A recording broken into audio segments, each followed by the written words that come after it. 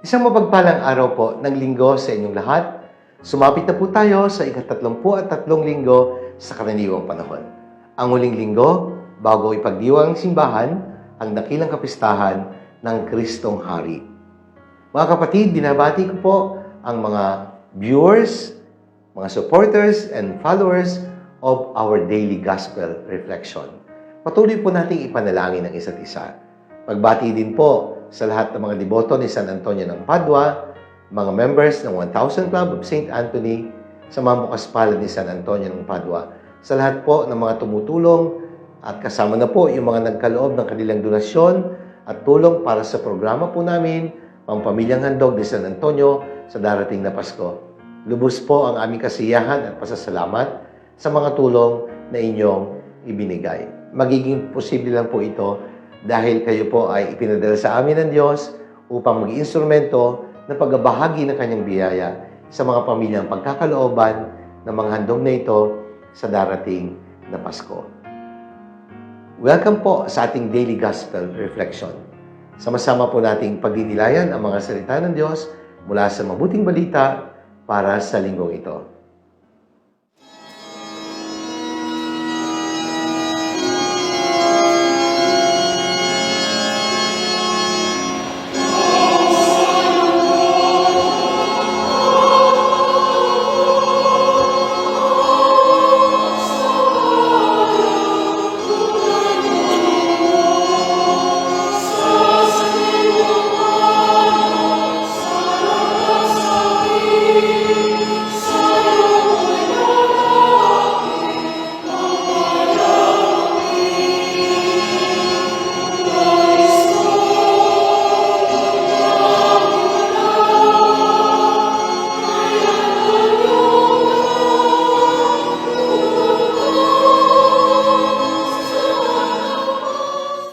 Mga kapatid, sa linggong ito, pagdinilayan po natin ang pagbasa ng Ebanghelyo o Mabuting Balita ayon po kay San Mateo. Mula po ito sa 25 kabanata, mga talata 14 hanggang 30. Ang pamagat po na ibinigay ko sa panlinggong pagninilay ay nagsasabing, gamitin mo ng tama ang mga biyayang sa iyo'y ipinagkatiwala. I remember someone saying that your talent is God's gift to you. And what you make of this talent will be in the end your gift to God. Sa talinghaga po ng mga talento, nais ituro ng Panginoon sa kanyang mga alagad at sa ating mga tagasunod niya na gamitin natin ng tama ang mga bagay na pinagkatiwala ng Diyos sa atin. Huwag natin kalilimutan ang ating relasyon sa mga bagay-bagay sa mundo na hindi po tayo ang may-ari nito, maging ang buhay na meron tayo ay biyayang pinagkatiwala lamang sa atin ng Diyos. May mission po tayo na gamitin ang mga bagay na ito ayon sa niloloob ng tunay na nagmamay-ari. He calls us. He gives us talents and a mission to be accomplished using and sharing such gifts or talents. Tandaan natin, we are only God's stewards. Makakatiwala po tayo ng Diyos. Kaya dapat lamang na gamitin natin ang mga pinagkatiwala ayon sa kalooban ng Diyos na nagtitiwala. Ang talento po na tinutukoy ni Jesus ay hindi lang po yung coin na katulad ng alam natin. It was actually a unit of account. And it indicated, however, a very great value. Bakit po? Sapagkat ito'y kayamanan na ipinagkakatiwala ng Diyos sa atin. Literally, ang isang talento po ay katumbas ng 6,000 drachma at ang isang drachma ay katumbas din ng isang denaryo.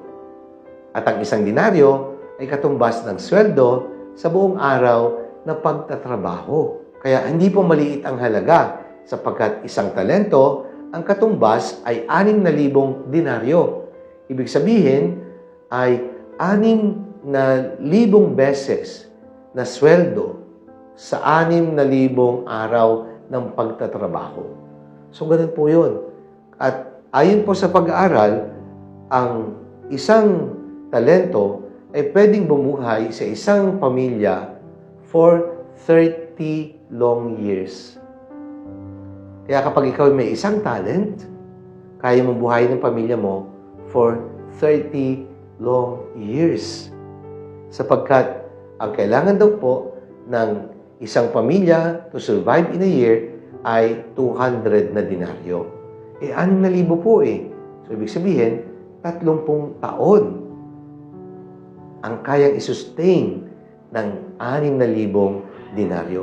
Ganun po kahalaga ang talento na sinasabi sa talinghaga sa Ebanghelyo. Kaya mga kapatid, ano ba ang nililinaw sa atin sa talinghagang ito? Una, hindi po mumurahing biyaya ang talento na binibigay ng Diyos sa atin. Sapagkat hindi naman ho magbibigay ang Diyos ng bagay na walang halaga.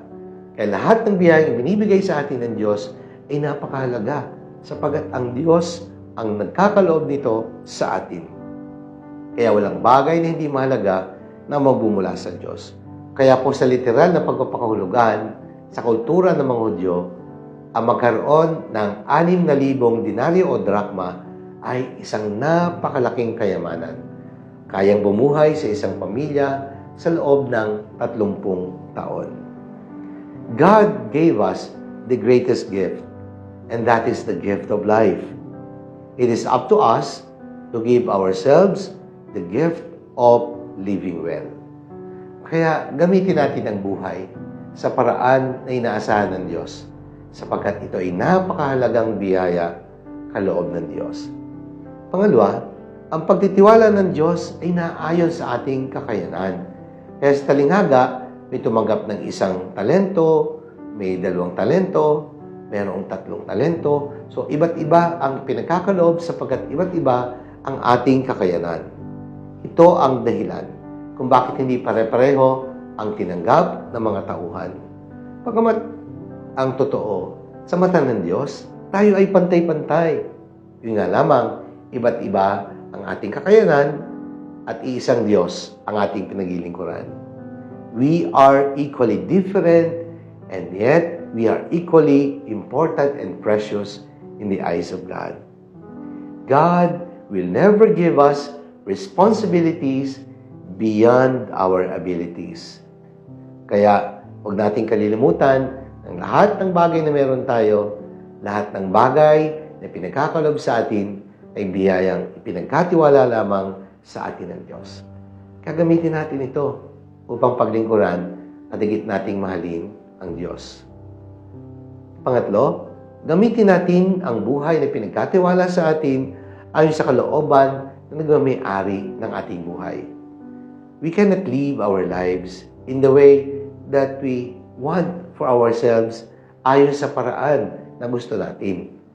Dahil tayo katiwala lamang, may limitasyon ang magagawa sa mga bagay na ipinagkatiwala.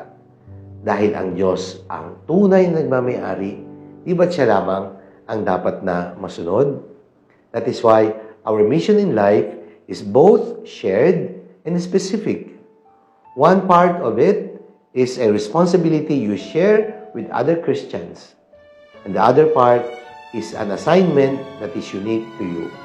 Sapagkat iba't iba ang ating talento at kakayanan. Huwag nating kalilimutan. Pang-apat, darating ang panahon na magsusulit tayo sa Diyos. Sapagkat darating ang araw para sa paghukom. Kaya't may iba yung pagpapala sa mahusay na pangangasiwa. Babala na maaring mauwi sa isang sumpa ang maaring maging bunga ng hindi wastong pangasiwa sa mga talentong sa atin ay pinagkatiwala. Kaya nga sabi sa Ebanghelyo, ang mayroon ay bibigyan pa at ang wala, kahit yung konting nasa kanya, ay kukunin pa. The reward for a good work is more works. What you are is God's gift to you. And what you make of yourself will be in the end your gift to God. Sabi nga po ni Rick Warren, your time is your life. And the best use of life is love. The best expression of love is time. And the best time to love is now. Kaya ulitin ko po, gamitin mo ng tama ang mga biyayang sa iyo ay pinagkatiwala. Manalangin tayo. Ama naming banal, Diyos sa makapangyarihan, maraming salamat po sa patuloy mong pagtitiwala sa amin. Gawin mo kaming laging mulat sa katotohanan na kami mga katiwala mo lamang at ikaw ang nagmamayari ng lahat ng meron kami. At darating ang araw na kami ay magsusulit sa iyo ayon sa naging bunga ng mga bagay na sa amin ay pinagkatiwala mo. Amen. Maraming salamat po, mga minamahal kong kapatid. Sana po nagustuhan niyo at nakatulong ang ating pagninilay sa linggong ito. Sakaling nagustuhan po ninyo at nakatulong, i-like po ninyo at i-share. Bahagi po natin ang mensaheng ito sa ating mga kakilala, mga kaibigan, at mga mahal sa buhay. Remember, evangelization should start at home. Let us fill the world with the message and power of God's words. Sa lahat po ng mga nagkaloob na ng tulong sa aming proyekto, ang Pamilyang Handog ni San Antonio ng Padua, maraming salamat po. At marami pa po kaming kailangan. Mahigit pa lang pong 200,000 ang nalilikom namin. Sa mga nagbigay na po, malaki man o maliit na halaga, basta ang mahalaga, kayo po ay nakatulong sa amin. Lubos po ang aming kagalakan, pasasalamat sa mga tulong na inyong binigay. At sa mga nagnanais pa pong tumulong, kami po ay nananawagan. Sana po, suportahan po ninyo ang proyektong ito. Gawin nating huwaran upang tularan San Antonio sa kanyang pagiging mapagkawang gawa. Ang dambana ni San Antonio ay hindi lang po lugar ng pananalangin. Ito po ay lugar din upang biyaya ng Diyos ay makarating sa mga higit na nangangailangan. Katulad ng ginawa ni San Antonio, ang ating santong patron, tagapagtanggol, huwaran sa pagiging mapagkawang gawa. Kaya muli po, maraming salamat. Pagpalain tayo ng makapangyarihan Diyos, Ama, ng Anak, ng Espiritu Santo. Amen.